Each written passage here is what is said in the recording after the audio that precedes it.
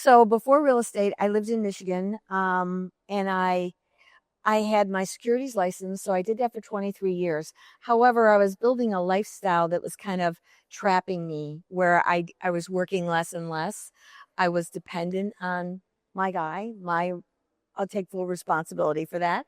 And I saw a life that I was aging and vulnerable, and we weren't married. And I thought, boy, I'm going to be in trouble here. And so I walked away from a very large lifestyle with no money and asked my daughter if I could move in.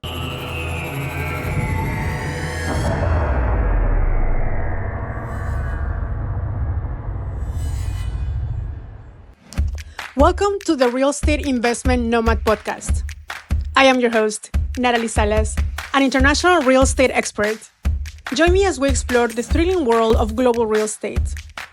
We'll uncover diverse international markets, backed by solid data and engaging insights.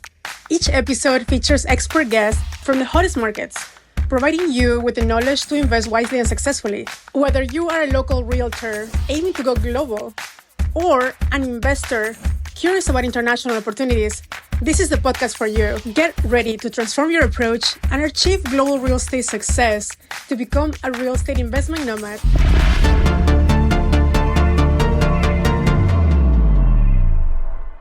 Hello, everybody. This is Natalie with the Real Estate Investment Nomad Podcast.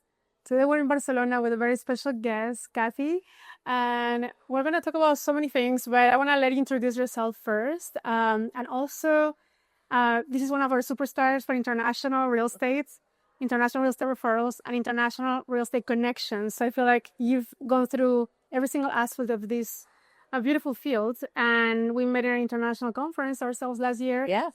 I'm going to let you share more about, where you come from first, who you are, and want to get into the international stuff. So I'm Kathy Byrnes, and I'm from North Carolina, and I'm a little older than the average agent in the business because I started later in life. And for me, I wanted to make sure that I could have an end game. And because I started at 56 in the industry, right when the market crashed, and I started broke. So that was a bit of a challenge. But it was non-negotiable to figure it all out. And so I did. I worked on it hard to be able to build my business. And I bounced around from different companies, looking for collaboration. That was the one thing that I just couldn't get. Yet I would share all kinds of information. Matter of fact, I even started a class at a college on how to create a business page because agents didn't know how to do it. And I was sick and tired of telling each one individually. I said, gather them together. Yes. And, but anyway, when I switched over to EXP and I saw the collaboration was the first thing that I saw. And then I was excited about it. I also had experience in investments for 23 years. I had my securities license. And so, when I saw the stock and it was small then, it was $2.80 a share. And I'm like, oh boy, if this is as good as I think it can be, I could have maybe some stock build up where I might have an end game with the stock, or at least if I needed to pay my taxes, maybe there was a little pool that I could tap into to pay my taxes, right? And so I love that.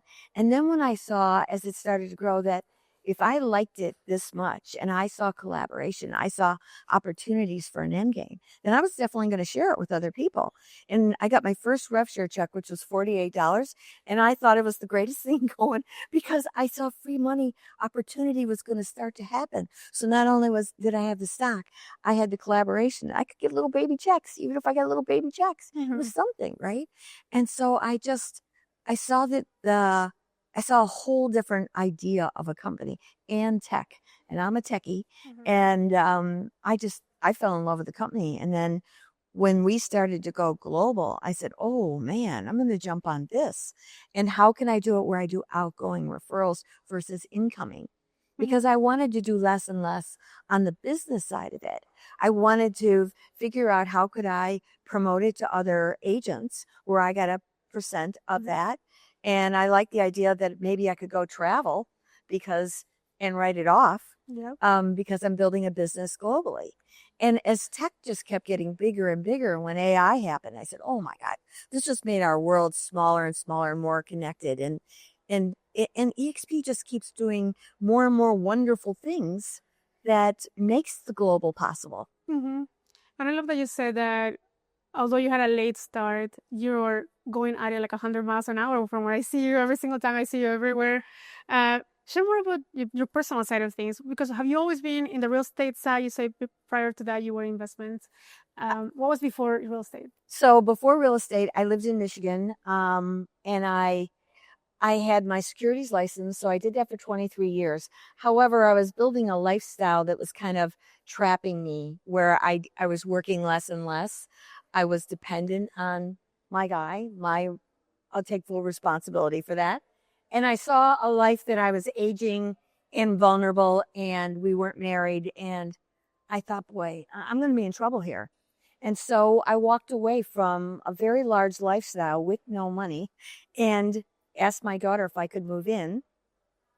And when I did that, I ended up getting into real estate, and I struggled, in a new state, didn't know anybody. GPSs were barely being discovered at that time. And man, I got lost on a regular basis. But people would say to me, "Well, how did you do it?" I said, "It was non-negotiable. I had to figure it out, and I started with Coldwell Banker. I ended up moving over to Remax. I was with Remax for about 7 years. And the good thing about Remax was when the market tanked like that, they believed in short sales. And so I got certified as a short sale expert, and we actually thrived in that period of time. I had a business partner that I merged with, and we also did a lot of expireds. And we were in Race City, North Carolina, which is NASCAR, which attracts a lot of car guys. And I'm originally from Michigan, Detroit area, car girl and a half. And so my partner pulled in one day, and she's got a 65 fully restored Corvette convertible with headers. If you're a car person, you get me. And I said, "Oh my gosh, Patty, we have got the holy grail of marketing here in this town." And so when we would go out on Saturday mornings to call on expired listings, and the headers are loud if you've heard a car with headers. And so people would hear us coming, and it's a classic car in classic car world. And people literally come out the door and want to do business with us. And we got our first $1.8 million waterfront because of that car. You were announcing yourself as you were coming. Yes, it was so exciting. And so we became waterfront specialists in the area. Okay. And that's how I really built my business. And I also studied the waterfront because that was my focus, to figure out my niche when I was there, because being from a state all water, it was important to understand the area and figure out my net, not my gross, my net. Because especially if you got a partner and you've got franchise fees and you've got the split with the company, it all keeps eating away. So your price point is very important. Nobody sometimes wouldn't think about that, because when you're working for a franchise, you stick what they give you, right? Yes. You cannot negotiate much unless you have more experience, and at that point you can. But at the beginning, you're like at the mercy of the franchise rules and preset rules. They're like guidelines, Right. but they decide what is in there for the agent. And you quickly realize that within the company that we're in now, EXP, that you not only can get more of your commission, but also the rev-share part. Oh, I think you're doing a great job on the rev-share. Can you tell some of your secrets, or like, let's say, because it gets you out of your comfort zone sometimes when you're like, I want to attract agents, but I don't know how, or I don't know if I want to do teams. I don't want to be responsible for somebody else. So some agents kind of have that objection of like, well, I don't know if I want to do a team, right? Because I work solo. So what is the benefits that you saw when you went from the franchise model to I think more free model, that you can kind of set up your own business the way you want it? Well, interestingly enough, I left Remax and went to a smaller franchise. And I did that because they had a sort of rev share type model. They paid on the first level. If you brought agents over, they paid you a piece of their commission. I said, well, I like that. And it didn't have, it had a franchise fee, but it was more like a flat fee deal. And I told my partner, I analyzed it. I said, we can make 25,000 more each year based on this formula and our numbers from last year. I said, let's go over here. So we go over there, but it wasn't all we hoped. And they were not integrative, and I actually called them on it, and they fired me. My business partner had decided to leave already prior to that, and we disbanded our partnership. But when I called them on their integrity, they said, well, you got to go. And I said, okay. And I was one of their top listing agents. I said, all right, well, that's fine. And I ended up moving to KW. I didn't know where I was going to go. And I am on a team right now. I don't have a team. I'm on a team. And I went to KW as a solo agent, and friends of mine were there, top producers, and I kind of sat near them just to kind of figure out my world because it was changing. Yeah. And so KW offered me a coaching position there where I would coach all the newbies. And I said, let me take a look at it. But it was so dated. And I thought, I can't in good conscience teach them what this is old fashioned. Their tech was horrible at that time. And I said, I'm going to pass. I needed the money because it was going to pay me 10% of every one of their deals. But what I saw was that the agents were going to net 38%. And I thought, you're doing all that work and I'm participating and you're only getting 38%. No, I don't want any part of that. And so I passed. And then I ran into my buddies that were already at KW that had the team. And they asked me to join the team. And they let me act like I'm the boss, which I love. And also I was able to bring some of my listings over. And then 2 weeks later, they went to EXP. And I'm like, whatever. I didn't even look at it. I just went, and because EXP was so new, that was 8 years ago. I think you're the person that has been in EXP the longest that I've met so far. So you've been seeing the growth, seeing the beginnings. Yes, it's 8 years this month, as a matter of fact. And there were only 2,300 agents. And I said... 2,300. Yes. Wow. Wasn't even in all the United States. There was parts of Canada. And it was going through a growing phase, much like I think it does in the different international countries. There's a growing phase that happens, and there's so much resistance, and people just bad named us like crazy, but it was the pioneers. We were pioneers, and I saw the collaboration. I saw the different things of what it could be. If everything they said that they offered were true and they became true, man, I was a raving fan. You couldn't hold me back from sharing this with other agents. And I was bringing agents over like crazy. However, I was just eager to bring anybody. And I've learned the difference. You don't want just anybody. You want hustlers. You want entrepreneur mindset, because it's the entrepreneur mindset that will dig into the opportunities that are here. So many people just treat it like another company. They just come over and they're just busy doing their business. They're not taking advantage of any of the tools. And then they leave. Yeah. Well, you missed it, you rascal. But that was on me. I wasn't paying attention to who I was talking to, their mindset, their growth. What are you really looking for? And then there's a whole audience that I decided to target. And that was people who were starting their life over, because that was something I could speak to. And because I started at 56.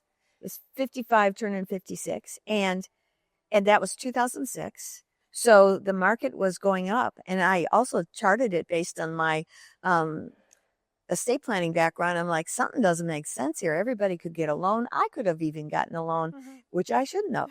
And I could see just insanity happening. And then when it did crash, I said, all right, how do I regroup? Because every market has a period of time where you got to refigure out who the market needs you to be, and then you teach your peers. So I needed people who could be agile. And that's one of the core things about EXP is the agility, which I love. That's amazing. You said, because sometimes people are like, oh no, I'm too old to start, or I've been in this career forever, so I cannot switch. And they make all these excuses to themselves because they don't want to go through the change of the pain, growth. Because growing, it's quite sometimes painful, but it can also be fun. It can be exhilarating. Yeah. And you might be fun. It's been like, so 8 years later, what would you say that the agents that you have attracted now. I mean, it's very different from the beginning Yes. and later. I think it happened to me the same. At the beginning, I was like, anybody, yeah, come. Yeah. You have a pulse and you have a real estate license. You should come over. Yeah. But then I feel like all our energy goes to the negative people, the drainers, the ones that complain that this is not perfect, this is not done, this used to be this way, that way, over there. Yes. So then we are having all these, heavy weights in our teams. They drain you. Yeah, and then you just don't realize, but each day is exhausting. And you're like, what's going on? And when you start, attracting agents meaningfully with a purpose, and you know what's the profile of the person that will connect with you and go run with you this race that is quite long. I mean, it's not like a quick, like, let's start and finish. It's a commitment. Yes. How do you see the difference now, like 8 years later, on the agents that you attract? I know you have one of our country leaders also in the downline. How was that, and what was the intention behind it? Because you had to be very intentional to find the right people.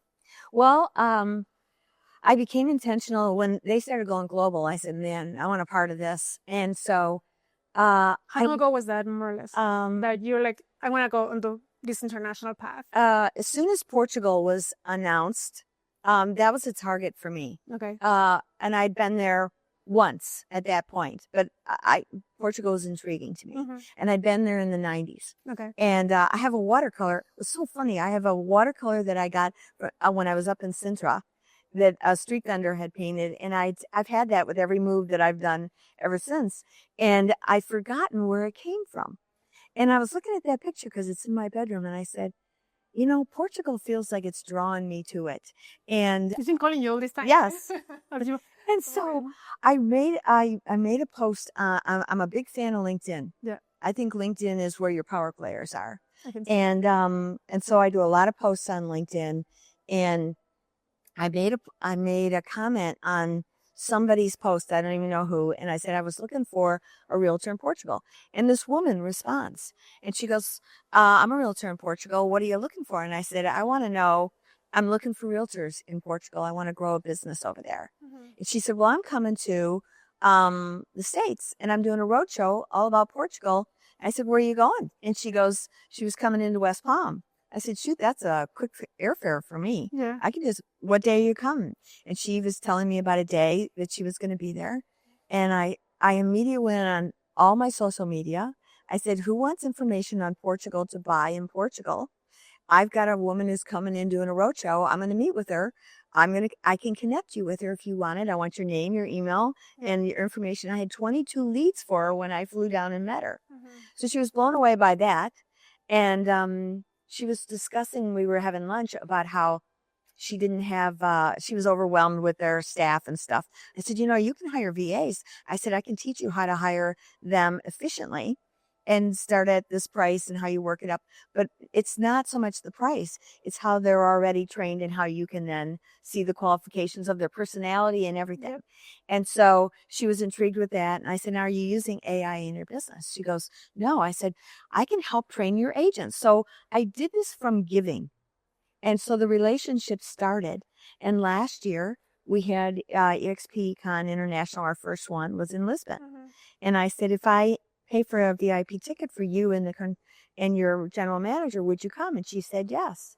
So it's the same person that came to Florida that one time. Yes. Okay. So you've seen a relationship that isn't going on for a while. Some people think it's like, oh no, I'm just gonna talk to you and you're gonna come join my team. No, years. It is a period. People don't leave their business. Turned out she had 30 people on her luxury team, which I was really excited about because now instead of one person, I have a potential of 30. Yeah.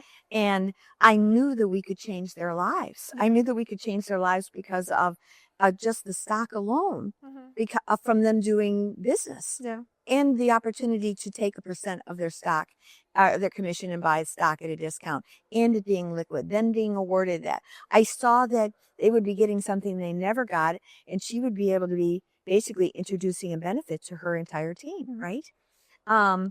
Well, and when they came to Lisbon, that was where our office was in Lisbon. That's when I met JM, our country leader of Portugal now, and he was on the team, and they were intrigued and coming over and wanted to see the numbers because it doesn't happen fast too. You can't just say, oh, this is better. How is it better? Yeah. So we asked for them to give us a spreadsheet of their numbers to be vulnerable with us, show us what the production was of the different people. And then EXP did an analysis of really showing here's how it could be.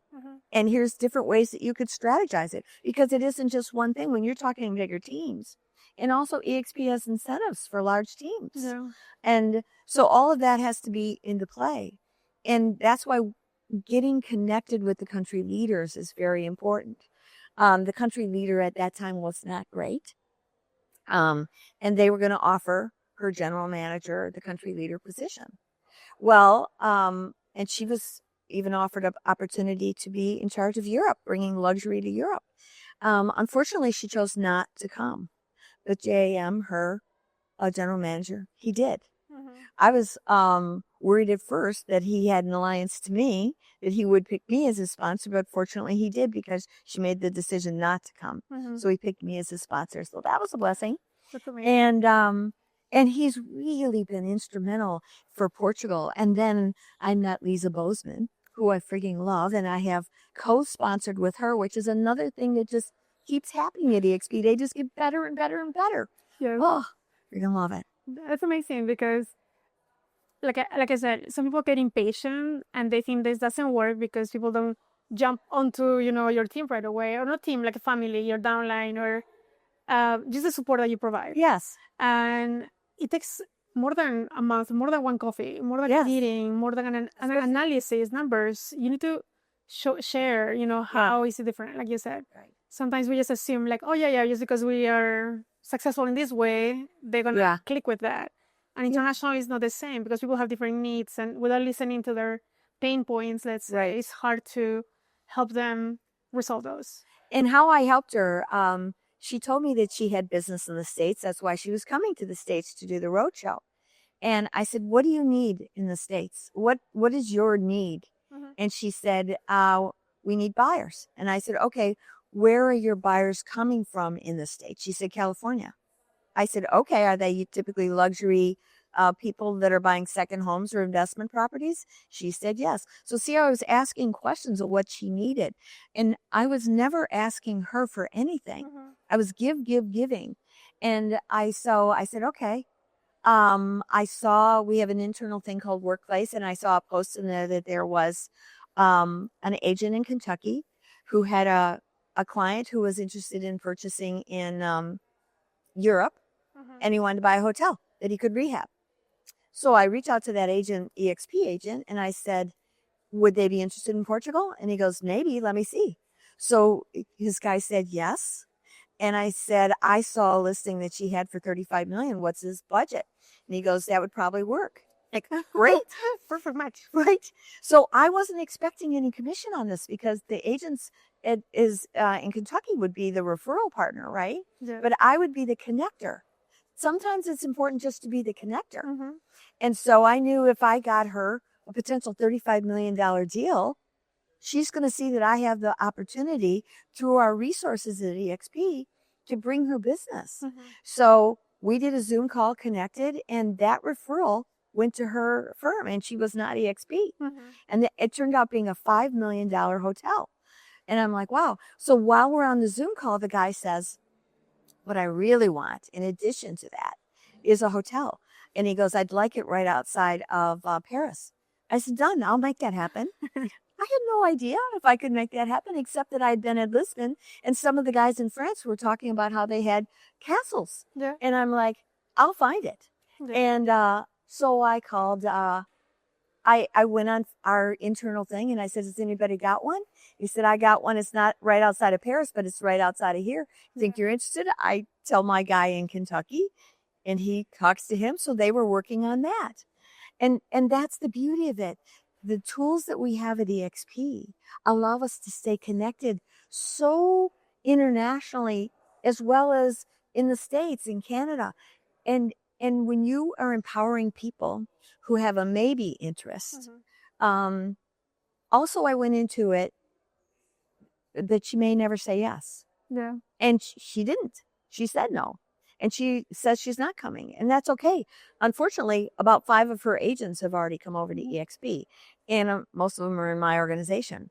So I told her that too. I said, if you choose not to do this, I think your people know me well enough because I've been helping them, and they follow me on social media, and they're seeing what EXP is doing. Mm-hmm.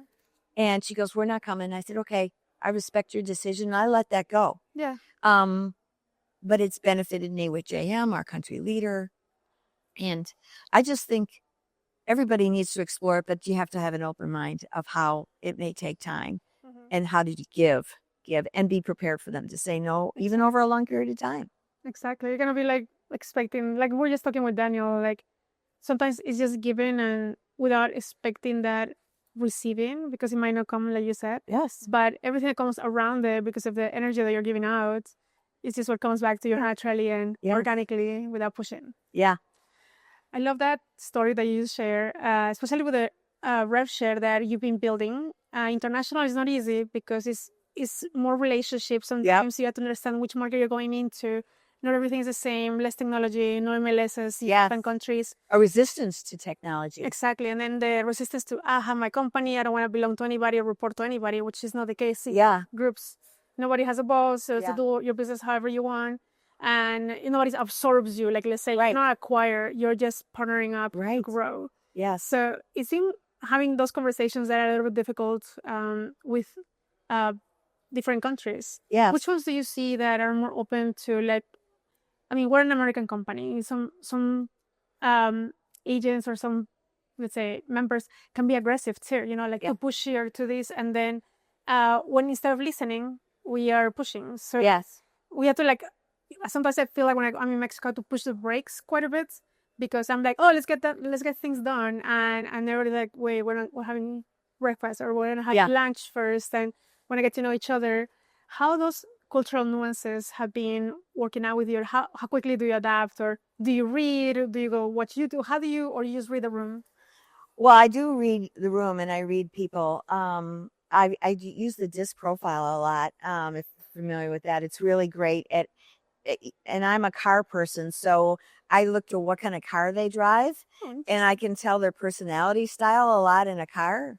That's what a car girl does, but also just how they do listen, how they sit, how they there's a lot of style that comes out in your personality. And if you've studied that DISC profiling system, which you can go to tonyrobbins.com/DISC and get a free profile, which I send everybody to. Nice. I also only hire people that have done that test because I'll look for personality styles for the different jobs that I want them to do. And that's important to study the room like that. But for international, I just decided I would focus on a country. And Portugal was the country. So I used AI a lot, and I started a 15-week process of where I would be explaining about Portugal. And I had AI help me with pictures and the article, because I did articles versus a post. So I do an article which needs a summary post and the picture, and then it would have links. And I was always trying to get a business strategy call because I thought if I could bring business to agents in Portugal, because that was my goal. If I can give you a gift of a referral, then I now start to build a relationship. You're going to trust me. And so I did that for 15 weeks, and I was just amazed at how people started coming to me, not necessarily wanting to buy, but it was more the Portuguese people that realtors that were paying attention. Who is this woman? Why is she marketing our country? And so I speak Portuguese. I don't. You see, like I see some people think I have to speak the language. No, I had to understand the culture before even getting. And you're like, no, I'm just gonna transmit, help as much as I can. Well, and the beautiful thing about all these websites is they'll translate it. It's like, this is awesome. So I say excuses at this point. I did change my profile on LinkedIn. I'm a global realtor on there, and I say that I'm a recruiter. So I want people to know that I have a mission because I'm backing down my production. And I am on a mission to build that residual income. I'm at an age where I want that residual income. I'll be 75 next month. I don't want to keep selling. I want to receive and give. And by empowering other people, which is one of my license plates, I believe in empowering people and I want to be empowered. So let me pick pieces of the business where I love to do it. I love the AI. I love teaching agents how to incorporate it into their business. And let me do at this stage of my life what charges me. And EXP gives me all those opportunities with a residual income, with stock, and with really the opportunity to grow. And because it's constantly evolving. We listened to Glenn Sanford, founder of the company, the other night when he had all this tech stuff on him. He blew me away. I'm like, I don't know about this. I need to know about this. And the fact that he is innovative keeps the company innovative. And the fact that his vision for the company is agent-centric first, rare. True. And it's just the most empowering company I've ever seen in my life.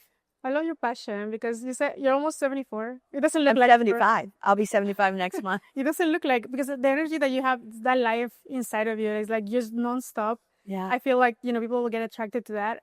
And to me, it's very, very inspiring because, I mean, at any age you can start. Yes. Scratch from a failed career, you got fired, or like downsize, or you just got divorced. And then there's so many stages in our lives that we're like, at a point that we were like, go left or go right. Yeah. And many people sometimes are like, well, up, but then that's when the opportunity happens, and like how you can make your life better and more, I think, fun. Because I think what you do and what I love to do is, as well, is connecting with others in different countries, and understanding truly what they want, who they are, what they need, and how we can collaborate without asking for anything. I mean, intentionally, you're like, probably, hopefully they will see the opportunities, but it's not like, it's not mandatory. Yeah. And even then we can still work together. Yes. Because they have inventory that we might not have in some portals. Right. Some agencies locally that, have those exclusives. Not everything is mainstream like in the US that you just put online and it's everywhere. Right. It's here like, oh no, they have the listing, so you have to dig into their database. Yeah. And all these different things that you learn on the way that nobody teaches you in a book. Not even the CIPS class, I think, goes into so much detail. Yes. From now, it's just a theory versus a practice. I feel like that's the theory, maybe 5%. Yeah. And then 95% is the ones that you learn on the go, as you talk to people, as you get immersed, as you spend time in the country, as we're here right now. Right. And that only it takes time. It takes time, it takes effort, it takes willingness and the passion to do it. And don't you think it's important to come to the events? Absolutely. I mean, I remember a friend of mine saying to me, he knew I was pursuing this particular company. And he goes, I don't know how many people would fly across the pond on the hopes that maybe they might come on. And I was all in. And honestly, I couldn't really afford to spend that kind of money. But I thought, you know what? I'm going for it, because it's having the guts to go for things, whether or not they may work out, the belief that there's the opportunity that it could. And I believe that you make contacts like crazy. I mean, I made great contracts at that. JM becoming the country leader. I mean, look how that evolved, because I got to know him better there too. And I got to meet you there, and I met Lisa there. And then we met again in Miami because we chose to go to that EXP con there in the States. I'll be at that one too. And I know that you make connections, and connections are important. I intend to be a connector all my life. Yeah. And I just think it's important to come to the events. You miss out. You don't even know what you've got here at EXP if you don't come. Yeah, it's so important that in person, as you said, technology is great and it's amazing to automate things. AI is too, but the community and the human factor is something that no AI can do right now, at least. But it is necessary to have both. So you don't have to discard one because of the other. It's just work together. Yeah. Awesome. No, I love your story, and thank you so much for sharing all these. Thank you. Thanks for having me on. No, it's we've been trying to do this interview for a while since we met. So it's a year in the making. Yeah. But I'm glad that we chatted with you about, the opportunity, your path, how you started, how you continue to grow, and how you're still like a bubbly person that you're like connecting with other people and really willing to get to know them and learn. Yeah. So I love it. Well, think about it. It keeps me young. It keeps me young because it gives me drive and intention. Yeah. Or I could sit around and Exactly. Awesome. No, thank you so much again. How can people find you online? We'll put the links in the description as well. But if you want to share your handles. I have a website called There Is Power in Proximity. because I believe the importance of people. And but also I'm on Linktree, and it's Linktree Kathy Byrnes. Okay. Awesome. Thank you so much. Thank you. We learned so much today. Thank you. We'll see everybody next time.